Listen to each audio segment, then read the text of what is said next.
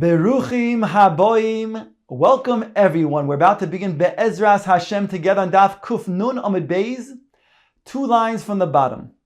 Our Mishnah taught us that it is a transgression to go b'machshich ala tchum, meaning to go to a border at the end of the city limits and prepare for a weekday activity to be done after Shabbos, because it says in the Navi, Mimtzoi chefzecha, teaching you that you cannot be involved with your weekday activity on Shabbos.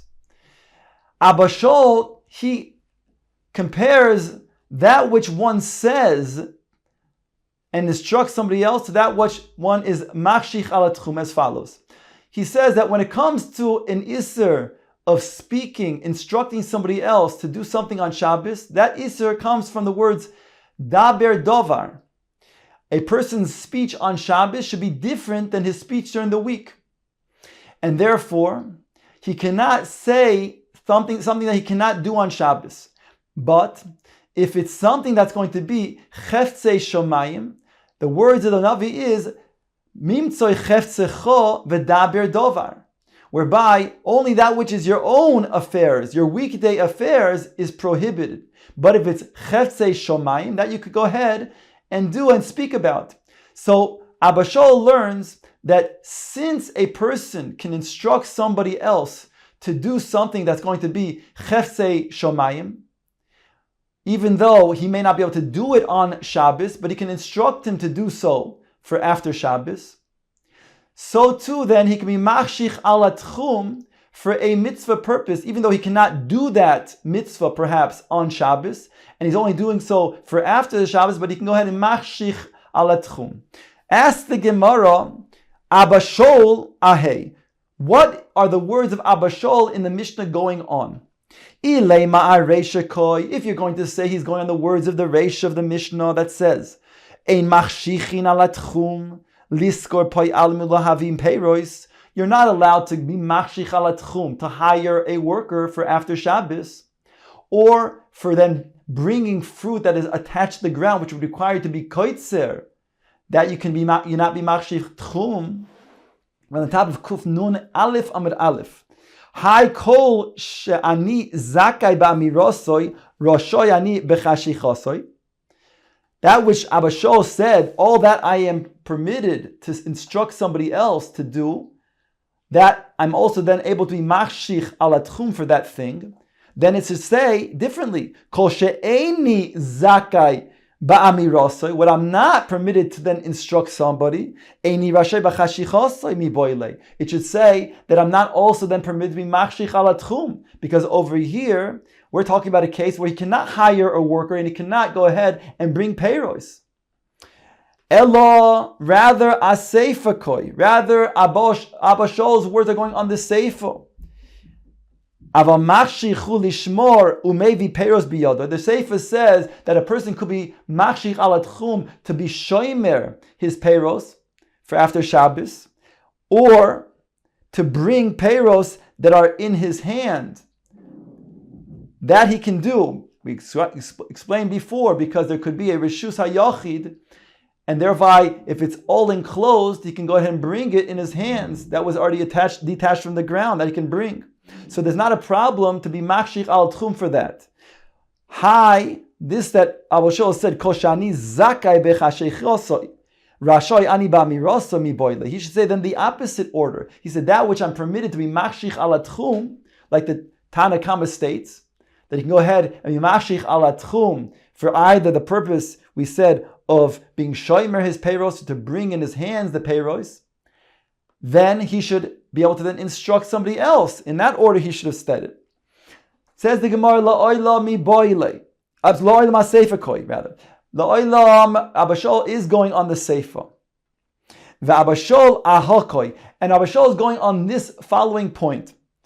Dom Rav Yehuda Mar Shmuel. Rav Yehuda Mar Shmuel said the following statement that both the Tanakama and Abba Shol agree with. Muter la'odem loymar lechaveroi shmor li peiros shebetchumcha v'ani eshmor lecha peiros shebetchumi. One can say to his fellow man, guard for me my peiros that are in your border, while I guard your peiros that are in my border. So even though I I'm asking you to guard payros that are in your border, that are beyond my border. I can't go ahead and guard those payros. I can't go ahead and go to that place. But I can ask you to do that. So too, you can go ahead and ask me to guard your payros in my border. That everybody agrees to, including the Tanakama. So whereby Abba Shaul then says to the Tanakama, V'kama Abba Shaul, the Tanakama, mi loy moidis the mutar adam loyma lechaver shmor li payros shebetchumcha v'ani eshmor lecha payros shebetchumi.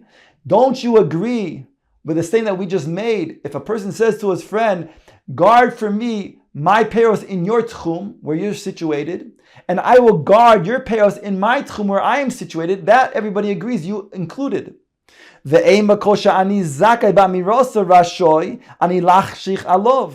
Then you should then agree thereby that if you can say that, then you can also be machshich ala tchum.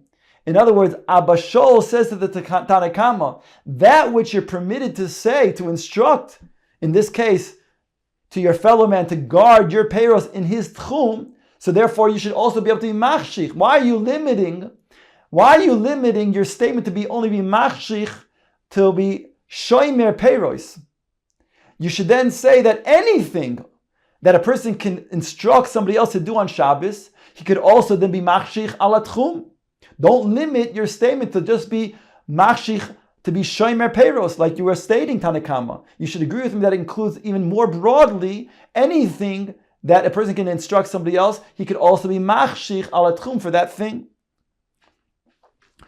Ask the Gemara, klal la'asui mai. That which Abba Shaul said, a klal, what is he coming to include?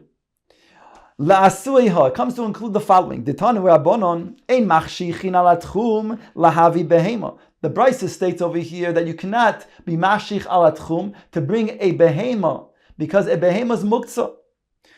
Haisa oimedes chus l'tchum, if the animal is outside of the tchum, kara lo v'hiba, you can call it and it will come. That's the words of the Tanakama. Comes along Abba Shaul, klal omer Abba Shaul. The Abba Shaul brought the following principle. Kol sha'ani zakai be'amirosoi, rashoy ani lahachshich alav. Whatever I am permitted to go ahead and instruct somebody else to do on Shabbos, I'm also permitted to be machshich al tchum for that thing. And he goes on to say in this brisa, umachshichin lefakech al iskei kala v'al iskei ameis lahavi loy arm v'tachrichin. A person can be machshich, for example, for a mitzvah purpose. If a person wants to then go ahead and look into the affairs of a kala, he can go ahead and do so. And be mashich ala tchum for after Shabbos. For example, there's a myrtle branch that is outside the tchum that he wants to go ahead and take and cut to use for the kala. So he can go ahead and mashich ala tchum, so that after Shabbos he can go to that myrtle branch right after Shabbos and cut the myrtle tree, because it's for a mitzvah purpose. Similarly, he's able to then go ahead and mashich ala tchum for iskei meis, to bring tachrichin and aron. If he needs to even construct a tachrichin and aron, he can do so, and therefore he's able to mashich al tchum, since he can't, even though he cannot do it on Shabbos, but for after the Shabbos he can prepare himself to then do this mitzvah purpose. So we see it comes to include, the klal comes to include all of these things, these examples of mitzvahs. V'ormim loy, the Tanakama goes on to say in the Brisa, you can say to him, Lech lemakam ploini, go to a certain place. You can instruct him for after Shabbos to go to a certain place, in order to then, let's say, get the tachrichin and the aron, or to get the myrtle. V'im loy matzasa b'makam ploini, and if you don't find in that place, then havei b'makam ploini, then bring it from a different place. Lo matzah b'mana, havei b'masayim. If you don't able to find it for a price of 100, then bring it for 200. That's according to the Tanakama. Rabbi Yossi, Rabbi Yehuda Omer, ubilvad shelo yazkir lo schum mekach. According to Rabbi Yossi, Rabbi Yehuda, you cannot mention the amount of schum mekach. That would also be something that is prohibited to be done on Shabbos. Says the Mishnah, which is really a continuation of the words of Abba Shaul, who made this klal, making the comparison and saying that which you can instruct somebody else to do on Shabbos, you are also permitted to then be machshich ala tchum. Says the Mishnah, the examples that we had just mentioned in the Brisa, machshichin ala tchum, the fakech al isegei kala, You can go ahead and be machshich al tchum for mitzvah purposes. For example, we said to then prepare for a kala, for after Shabbos. So therefore you can go ahead, since that's a mitzvah purpose, and you can instruct somebody to do a mitzvah purpose, including to be mefakech ala kala. You can also be machshich ala tchum to be mefakech ala kala. And similarly, when it comes to a issue of a mace, if you want to then instruct somebody to be oisek in inyane of the mace, like the tachrichin and the aron, although he cannot construct those things on Shabbos, but you can go ahead and instruct him to do so for after Shabbos. So too, you can also, according to Abba Shaul, be machshich ala tchum for that as well. The Mishnah goes on to say, Nochri shehevi chalolim b'Shabbos loy yisboid bohen Yisrael. Once we're talking about a mace, an example of a mace on Shabbos, so now the Mishnah goes and speaks about another aspect of how to handle a mace on Shabbos. It says over here, if a Nachri brought chalolim, or flutes, on Shabbos, lo yispoid bohen Yisrael, a Yisrael cannot use those flutes for a hesped immediately after Shabbos. In ancient times, they used to then, during the Levaya, they used to then play flutes in order to then bring about sorrow and lamentation. And it says over here, if a Nachri brought those flutes, so then, since the Nachri may have brought it from outside of the Tchum, therefore you cannot use those chalolim right away after Shabbos.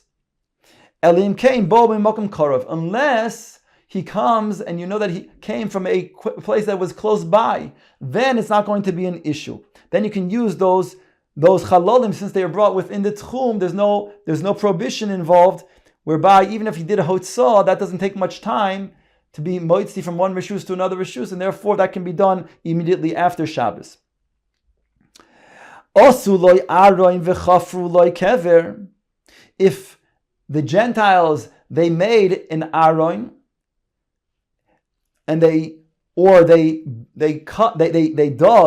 kever, then yikaber bo Yisrael. The assumption is that they did so for a nachri, and therefore a Yisrael can use that kever that they dug, or that aron that they built, even though it was built on Shabbos, since they built it for a nachri. V'im bishvil Yisrael lo yikaber boy olamis. But if it was done for a Yisrael, then the Yisrael cannot use the kever or the aron olamis. Now here, in contrast to the ratio that said the chalolim cannot be used immediately, was mashma that could be used later on. Yet when it comes to the kever or the aron, here it states that you cannot be koiver loy alamis. So when it comes to the difference in the chalolin, the flutes, those are flutes that can be, in how much time it takes to renew, to make such flutes. Not to make the flutes, but rather to bring the flutes from outside the tchum, that amount of time, then he can go ahead and use that for the hesped. But over here in the Sefer, it says you can never use the kever, the aron. The Gemara have to explain why is that different over here. Ask the Gemara, "Ma'imi makom korov." What is meant that you can't use the flutes right away unless it's coming from a makom korov? What was the kavan of the Mishnah? Rav amar makom korov mamish. It means that it's coming from a place that's korov mamish. That means that it came within the tchum. That means that the Gentile lived within tchum, and thereby there's no issue or isser of tchumim, and you can use the chalolim right away for hesped, right after Shabbos. Shmuel learns that there's a concern that maybe, perhaps, meaning concern, there's a suffix whether it was within the tchum or not. And since it's a suffix, therefore we have to be machmir and say that misafek, the opposite. Shmuel says that we're more mekil, that since it's a suffix, whether it was within the tchum or not, therefore it's considered to be karov, and a person can use it right away after Shabbos. Deika masnisin kavose de Shmuel. The Gemara now brings our Mishnah to be meduyak, like Shmuel's shita, that karov means that there's a suffix involved. The suffix involved enables us to say that you can go ahead and use it right away after Shabbos. Diktani, it states in our Mishnah, if he made for him an aron or a dug a kever, we're talking about a Gentile, Yikaber bo Yisrael, a Yisrael could go ahead and use that kever. Alma misveika shari. So we see from Safek it's shari, meaning to say, the Gemara's understanding over here, we don't know if the Gentile dug the kever or made the aron for a Gentile. It's a Safek. And still we're saying that a person can go ahead and use the kever or the aron for the Jew after Shabbos. Now Rav would say, the way we explain the Mishnah, Rav would say that he intended to be koiver the kever, or to build the aron for a Gentile. And that's why the Jew can use it immediately after Shabbos. And therefore, according to Shmuel, it's meduyak that just like it's a suffix over there, according to Shmuel, we don't know whether the Gentile built it for Yisrael or for a Nachri. And still, since it's a suffix, we can use it right after Shabbos. So too over here, when it comes to the Chalil, we don't know whether he brought it from a place that was outside the Tchum or within the Tchum, and therefore we can use it right after Shabbos. Now we have a brayso that supports Rav. If you have a city where both Jews and Gentiles live in the same city, and there's a bathhouse that is used on Shabbos by the Gentiles, if the majority of those who live in the city are Nachrim, then immediately after Shabbos, a Jew can use that bathhouse which is hot, because it was heated up, presumably for the Gentiles, and therefore he can use it miyad after Shabbos. Im roiv Yisrael, however, if the majority of people in the town are Jews, then yamtin ad kedeshi yachamu chamin. Then he will have to wait until it will take to heat up the bathhouse after Shabbos. Mechza al mechza, but if it's a suffix, because we don't know, it's half Jews and half Gentiles, whether it was heated up for a Jew or heated up for the Gentile, then we say osir v'yamtin ad kedeshi yachamu chamin. He has to then wait until he can go ahead and heat up such a bathhouse Motzei Shabbos to then use it. So we see over here from this brayso, when it's a suffix, because it's mechza al mechza, we're machmir. We say that he has to wait until to heat it up, and that is going to be the shita of Rav. Rav Yehuda Omer, Ba'ambati Ketana, the brayso continues. Rav Yehuda says, Ba'ambati Ketana, im yesh bo rashus roichetz. Rav Yehuda says that if it's a small bath that is used by a rashus, we have to explain what that is, then you can go ahead and immediately after Shabbos use that hot bath. My rashus, what is this rashus that we're referring to? Rav Yehuda, Rav Yitzchak, Bered Rav Yehuda, Im yesh bo adam chashuv, it's an adam chashuv sheyesh boy, sheyesh lo asar avodim, shemechamin lo asar kumkamin, bebas achas ba'ambati ketana, muter lechoitz b'miyad. We're talking about a wealthy person, who's a nobleman, a chashuv person, who has 10 servants, who can take 10 kumkamin and heat them up, and at the same time pour into the water, heating up the bath. Then, if such a person then afterwards can go ahead and a Jew can use that bath right after Shabbos immediately. Because then, according to Rabbi Yehuda, we're saying that since this was then heated up immediately, therefore it doesn't take so much time to heat up, whereby right after Shabbos, you can also use it right after Shabbos as well. The Mishnah is quoted as saying, Osu lo aroin v'chafru lo kever. They can go ahead and make, if they made an aron, or they dug a kever, the Mishnah states that the Jew can go ahead and use the aron or the kever.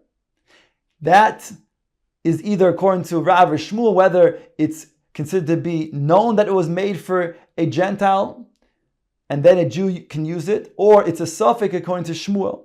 But the latter part of the Mishnah goes on to say, however, if it was made for a Jew, then he cannot use not the kever or the aron olomis. Ask the Gemara Amai. Just like we said in the other cases, let's say by the Chalil, that you'd have to wait until it takes to then bring from outside the Tchum, then you can only use it after Shabbos to Kedei Lahaspid. then why don't we say the same principle over here when it comes to the kever and the aron? Just whatever it takes in terms of making the kever, being choifer the kever, or making the aron, that's the amount of time a person could then go ahead and use such a kever and an aron. If it takes 3 hours, if it takes 6 hours, it takes 2 days, whatever it is. But why does it say in our Mishnah you cannot use it olamis? Omar Ula said, "Be'oimed be'astartia." We're talking about a case where this kever is situated in a public road, on a main road. And since a place is situated in a main road, then everybody will see this kever, and they'll then know that this kever, which is situated in the main road, which was dug up by a Gentile, will be a gnai to the Jew who's using this kever. So therefore, since it's a gnai to the Jew who is being buried there, we say that nobody can ever use, or he can never use such a kever. So Gemara says, Teinach kever, that's very good when it comes to the kever that's dug up on the main road. There'll be a gnai to the one who is being buried there. But Aaron, my ikalamen, what are you going to say about the Aaron? Answers the Gemara, Amar Rabbi Abo, bemutal al kivroi. We're talking about where the Aaron was situated on the kever, whereby it's also known by all the passerbyers that the Gentile also made this Aaron for the Jew, and therefore it would be a gnai to the Jew, and therefore it's also olamis.